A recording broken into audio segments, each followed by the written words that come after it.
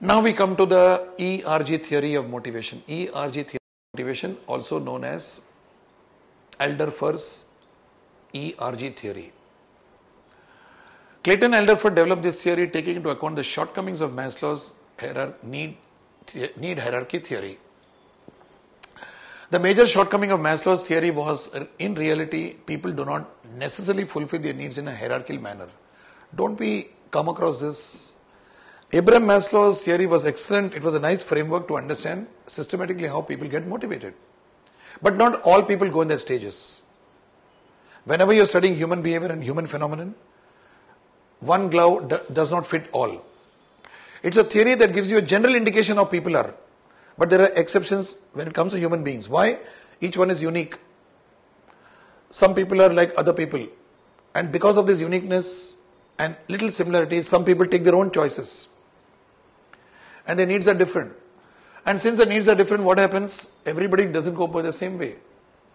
For example, a person must have not fulfilled his physiological needs.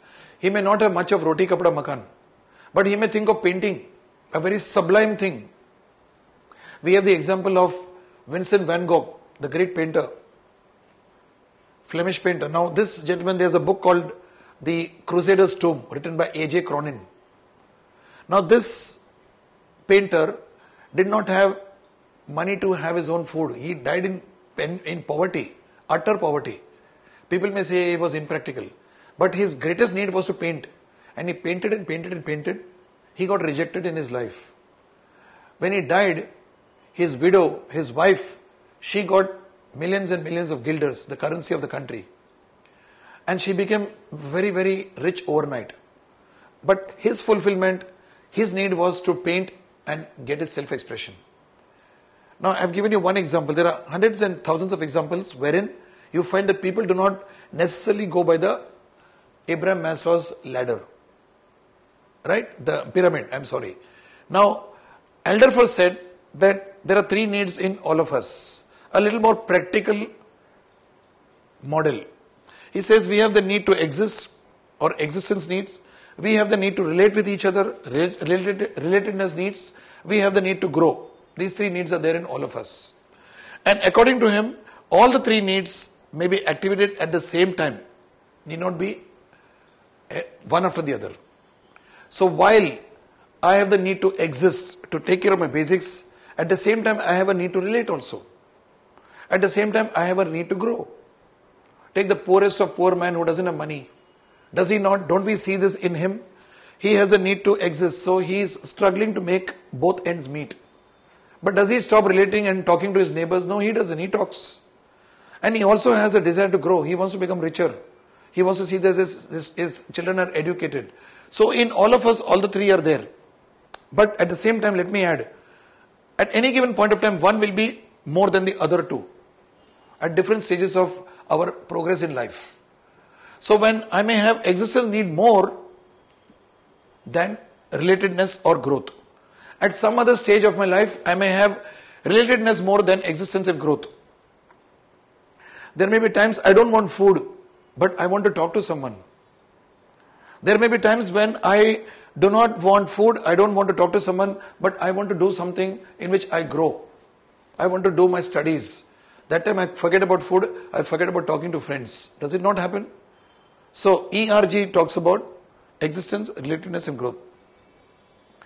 In fact, in the books, the diagram is given like a block. E comes below, R comes second and G comes on the top. I would like to modify this diagram to make it symbolically related. A circle which is drawn into three different segments.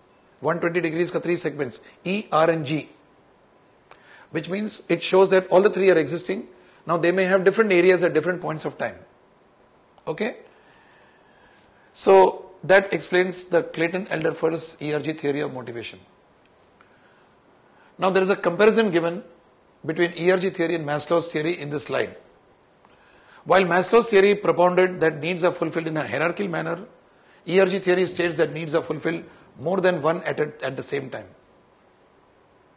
The next point says, while Maslow's theory states that a person satisfies the lower level needs before he satisfied the higher level needs, ERG theory states that if a person is frustrated at a certain level, in satisfying his needs, he would move back to the lower level needs.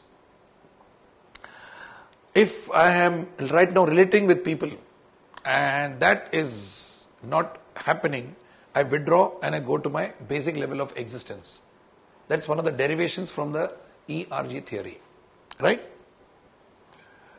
Now we discuss David McClelland's theory of needs. David McClelland's theory of needs.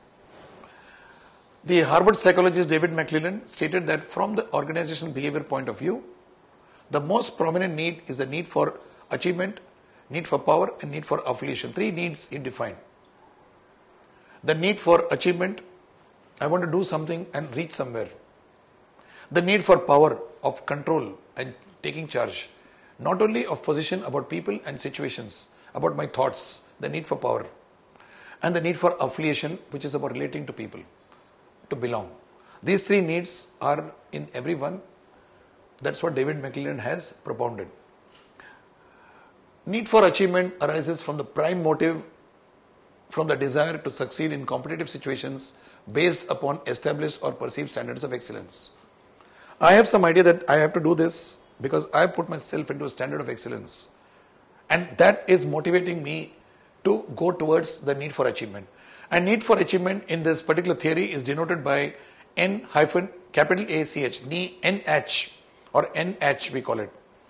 This need creates in the individual the motive to ask for, accept and perform well in challenging tasks which require creativity, ingenuity and hard work. In all of us, all the 3 needs are there. But if you are having NH high, you know what you would do? You will come and ask me, sir, give me more tough assignments. I want to do this. I want to run a cross-country run. You know, lots of challenging things you'll ask because there's a need for you to achieve. Most of the youngsters are said to have the need to achieve very high. They have the need for power and affiliation, but the need for achieving is more high. I'm saying most, not all. Okay?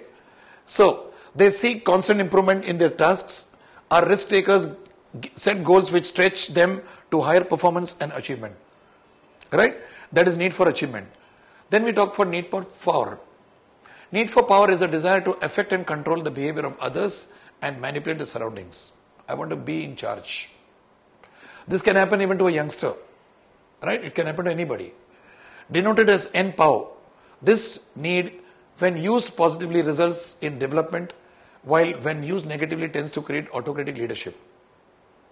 Right? Your mother in your home, if she has a need for power, she can actually control the home and make it into a very nice, evolving home, wherein every member is able to fulfill his or her goals. But if she is autocratic, then what will happen is that the home can become very toxic. Right? In the words of Litwin and Stringer, individuals with N-POW usually attempt to influence others directly by making suggestions, by giving opinions and evaluations. They seek positions of leadership and are usually verbally fluent, often talkative and sometimes argumentative. Extroversion, signs of extroversion. Okay, N-POW. Right? Then we have the third need, which is the need for affiliation. It is a need for individual to belong and affiliate with people and surroundings. It is denoted by N-AFL, N-A-F-F-L. This need manifests in the form of people who are naturally comfortable with people and hence good at networking. They do not easily give up on people and are regard them as vital.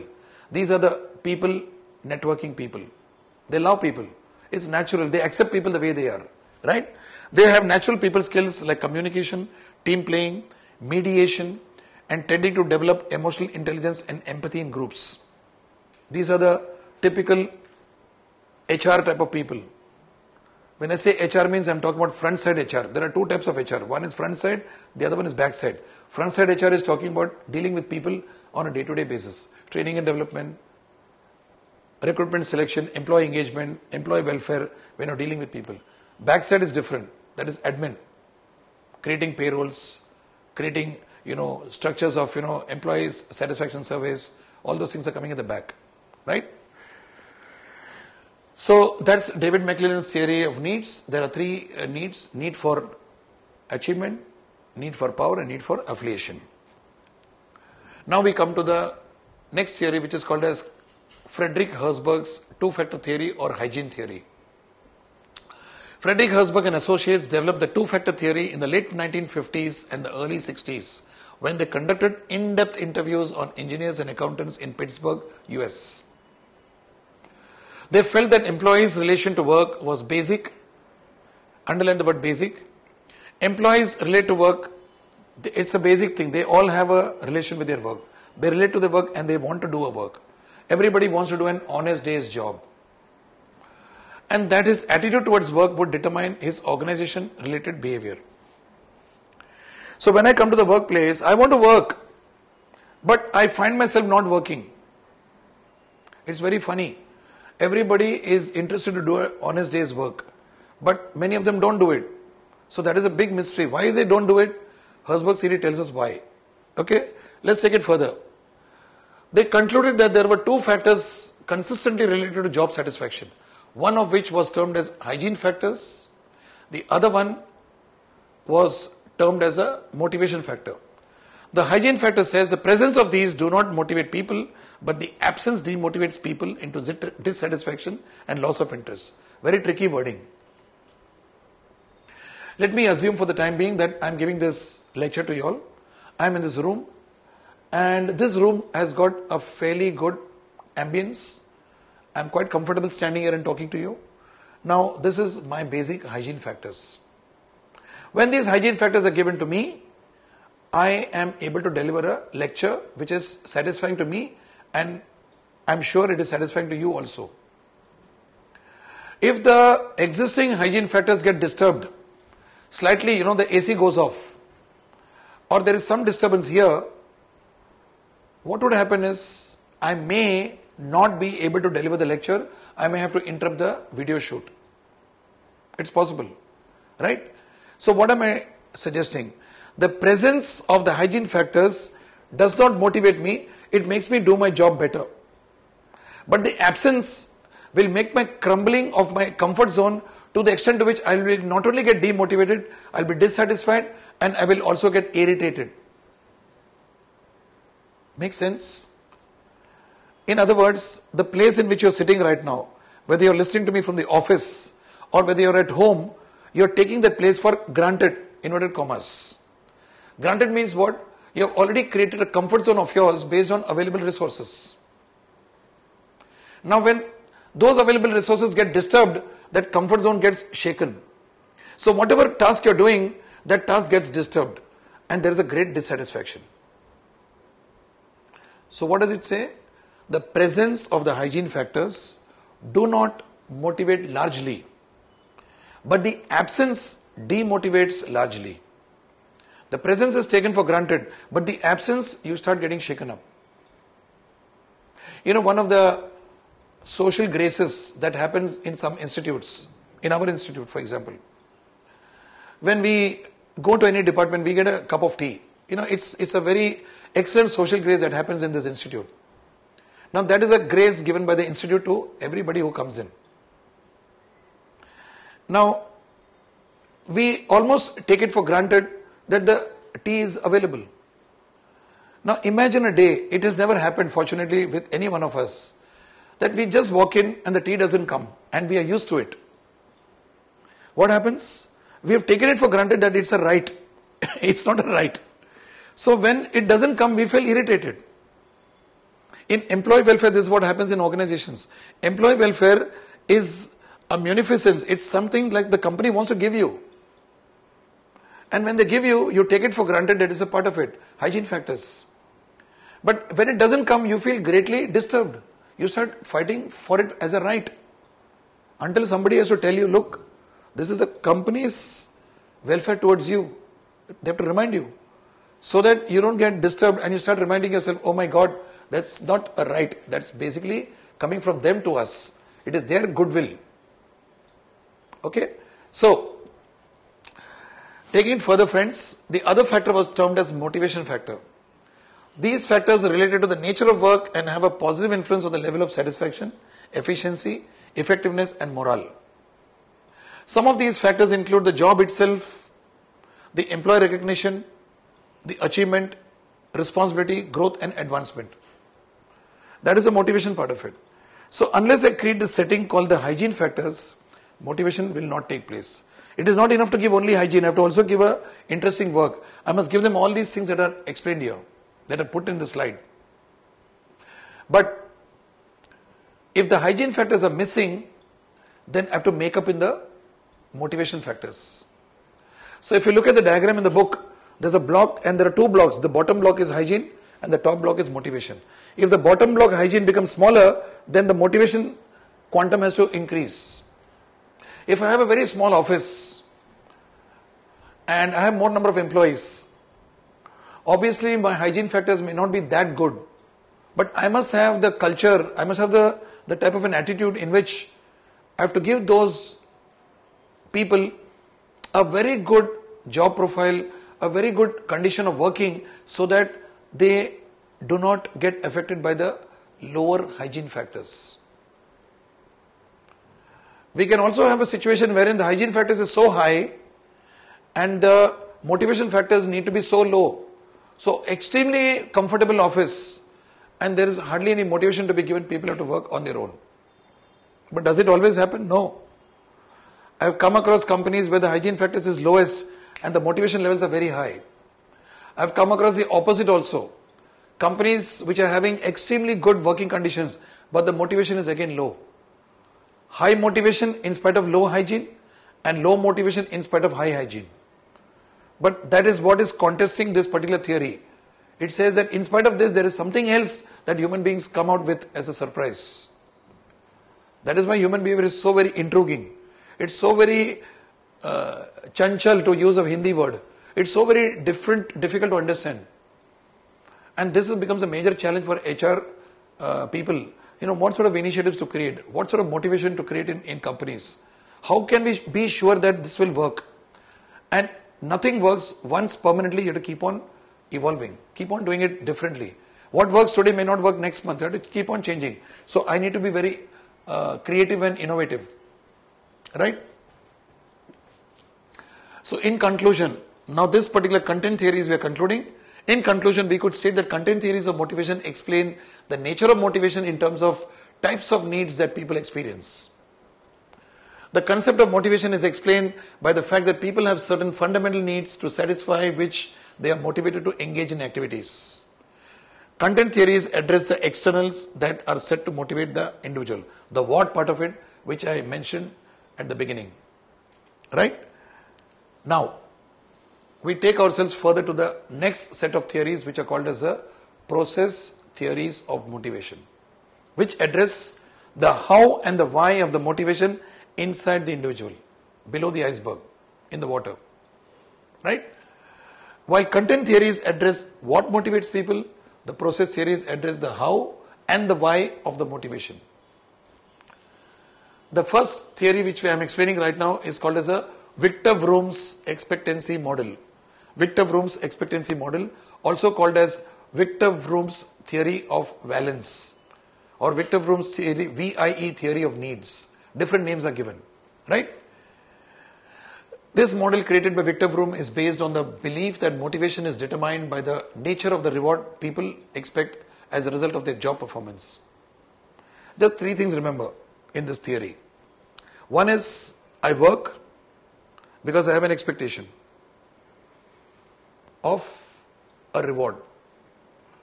When the reward doesn't come, my work and my expectation fails. When the reward comes, I start working to the next level, higher and higher. So three things are there. One is my work, my output. Second is expectation. Third is rewards. So in this theory, we got what is called as a first level motivation and second level motivation. As an outsider, will I be able to understand what is your expectation? What's the reward you're expecting? Can I understand? No. Many people express many things, but inside is something else. Expectations are usually not expressed. They are latent. Because in a social setting, we express what is acceptable, not our true expectations. It's very tricky. It's something on which we need to understand. Because don't take people from what they say. They may say that, yeah, I'll be very happy if you give me so much of incentive. but the expectation is something else. Right? So, the underlying assumption is that man as a rational being tries to maximize his perceived values of such rewards. Right? People are highly motivated if they believe that a certain type of behavior would lead to a certain type of outcome and the extent of the type of the outcome. I've underlined some words in this. We'll go through it slowly. In this model, there are three elements that are set to contribute to motivation. The first element is called as expectancy. We expect things, isn't it? I'm giving a lecture right now. I have an expectancy saying that this lecture should touch maximum number of students into behavioral transformation, better individuals and better professionals. Right? Now that expectation is there in all of us. The individual's perception that a particular behavior would result in a particular outcome. My behavior of connecting to you right now, I may have an expectation that it should come with an outcome. What is the outcome? I just voiced transformation of your thinking process into better behaviors so that you grow as good professionals and do well in your life. This is a probabilistic nature. It's a probability. It can happen, it may not happen. Right? And it results in what is termed as a first level outcome. So if I have an expectation that by my delivering a lecture like this, you guys are definitely going to get transformed. That expectation is a hope, it's a probability. If I have this expectation alive in front of me right now, then I will be encountering the first level outcome. I'll really feel motivated to push myself and really do a committed job right now. Okay? Now, next factor is instrumentality.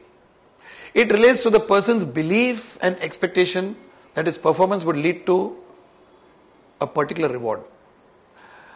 If I believe, now this is a new thing, if I believe that my expectation about you will bring out a reward. What is the reward I'm looking for? I want you guys to do well in your career.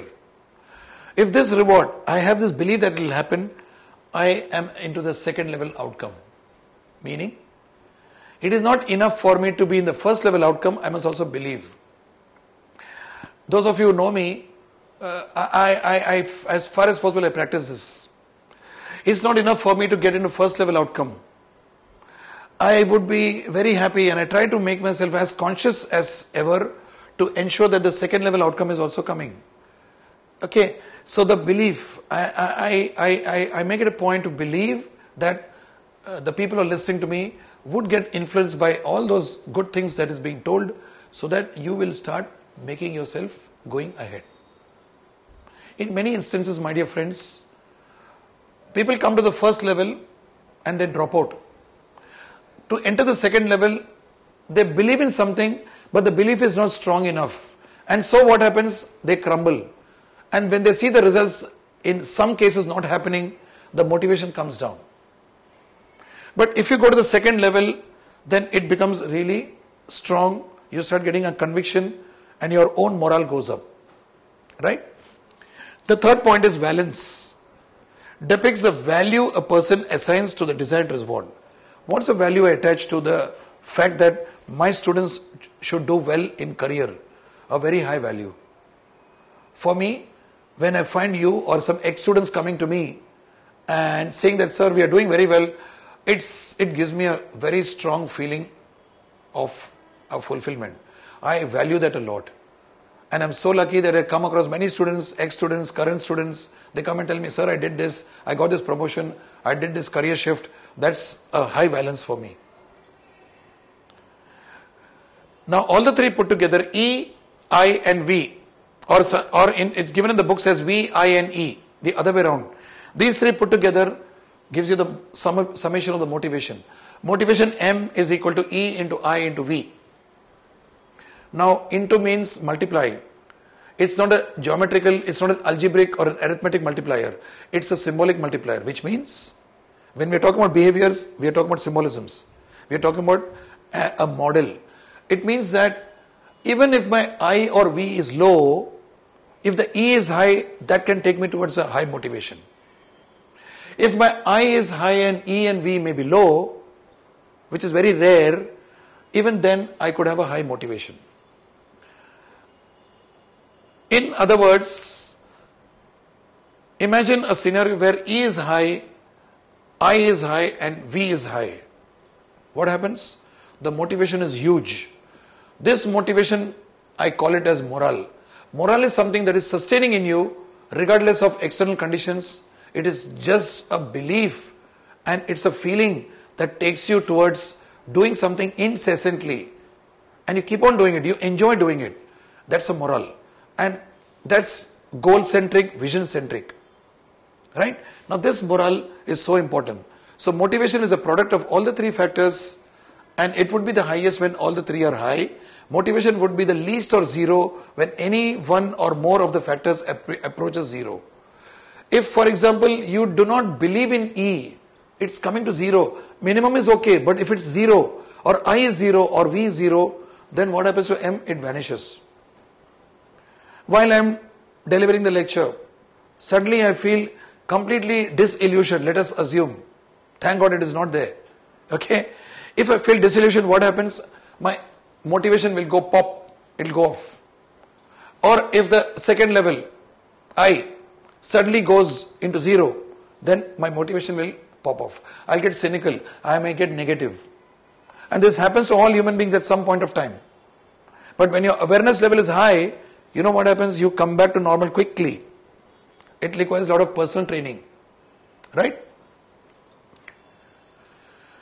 Now we talk about another important theory which we experience in day-to-day life in the working at the work zone. Stacey Adams equity theory. This theory has two elements based on real life situations. The first one says every individual expects to get a fair reward for the work he does. Isn't it a fact? When you do a good job, you expect a fair reward. That is very normal for all human beings. Second is, it says every individual compares his rewards with the rewards of others in similar work. Human beings compare themselves with others. This comparison can be latent inside or it can be blatant outside. I may express it or I may not express it, but the fact is everybody compares themselves with others. And this comparison is pronounced at the workplace because workplace forms a major part of your life. Right? It is based on the recognition that employees are not concerned only with the rewards they receive for the work they do, but they are also concerned and hence get affected by the rewards others receive for similar work done. It's an equation, or rather an inequation that happens.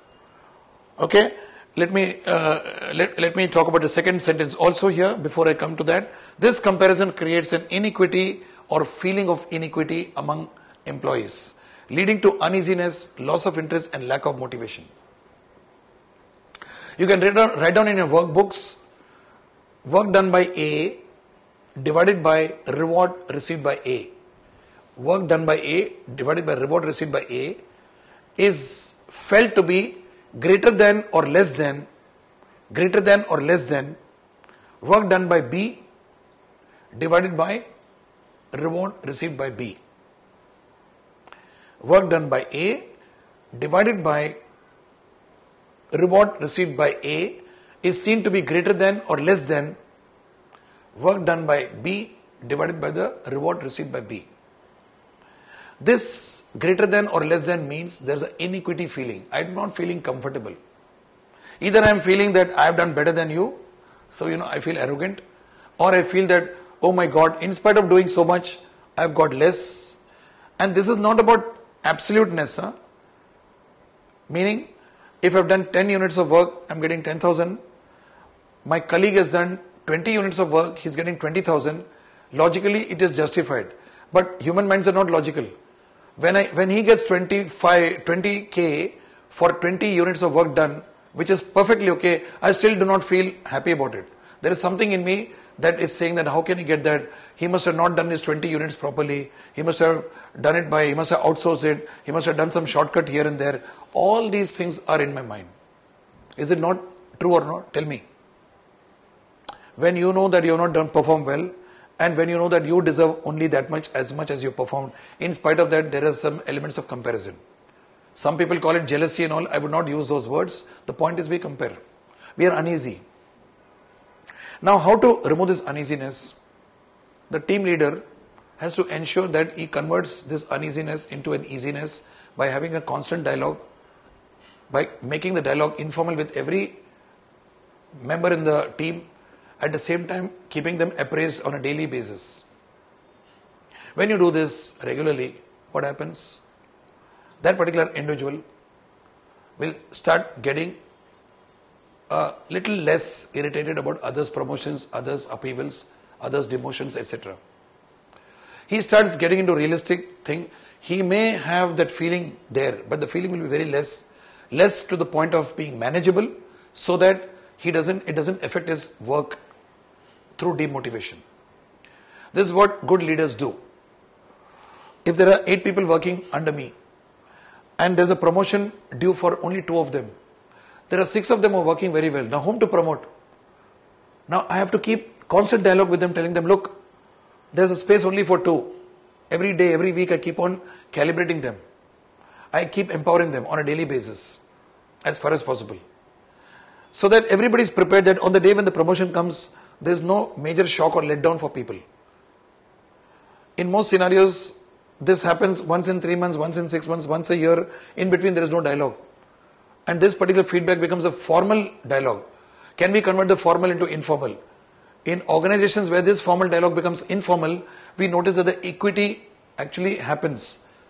I won't say equity, it is a near equity. You can put an equal sign between 2, which is wavy, and equal, which is wavy. Okay? The equity means I try to keep these emotions as minimum as possible, so that it becomes manageable. Right? So, it consists of the following postulates or following assumptions or the following ways in which we operate. Feeling of inequity creates a feeling of resentment and tension within individuals. Negative feelings, right? The extent of this tension depends upon the magnitude and the type of inequity. They say a grave injustice has happened to me. It may be real or it may be imaginary. The point is, I'm feeling that there has been an injustice. It's very grave. So I'll feel very much hurt. I'll feel very much not good about myself. I'll start looking at everything negatively. Right? Steps need to be taken to reduce this inequity and tension. The greater the extent of perceived inequity, the greater is the strength of the motivation. Now, 2 things can happen. One is, since I have got less rewards, I'll ensure that I'll work harder and get more. Positive thing. Negative is, since I've got less, I'm feeling self-righteous that I should get more. I've not got it, then I may get demotivated. Here we are talking about the strength of motivation will be more just because I've got less. Now, when this is manageable, you know what happens? It results in healthy competition, healthy working. Everybody competes with each other. And the leader should be skillful in making this happen to a manageable extent. Not to create an inequity so that people run away or people start creating toxic energy in the company. No. Whenever you're working with a team, inequity is bound to happen. This inequity, you need to manage it and create a healthy competition, and at the same time reward them when they do well, so that everybody is competing with each other. At the same time, they are synergizing as a team. Very important. Now we talk about goal setting theory. Very simple, easy to understand. It is based on the assumption that the type and the challenge of the goal induces motivation to achieve the goal. Edwin Locke had proposed this particular theory, and he proposed that people set goals for themselves and put efforts to achieve them. The quality of the performance are affected by 2 factors: how difficult the goal is and how specifically defined the goal is. If I want to tell somebody to do a job, I've got to specify exactly what the job is, the goal. The goals, as we have learned, should be SMART: specific, measurable, attainable, realistic, and time-bound. Once the goal is clear, this person has got a clarity of thinking and action. He knows exactly what to do. But if I give him a goal which is not challenging, I make the goal little difficult by reducing resource. I would like my boy, my peon, to take a certain packet and deliver it to someone in, let us say, Nariman Point, South Bombay. I give him the goal. I tell him this is the purpose of delivering it. At the same time, I am giving him some amount of limited resources. I am engaging him into the job, And when I engage him into the job, he will take up any challenge. So when he goes there, with the limited resources, he'll struggle.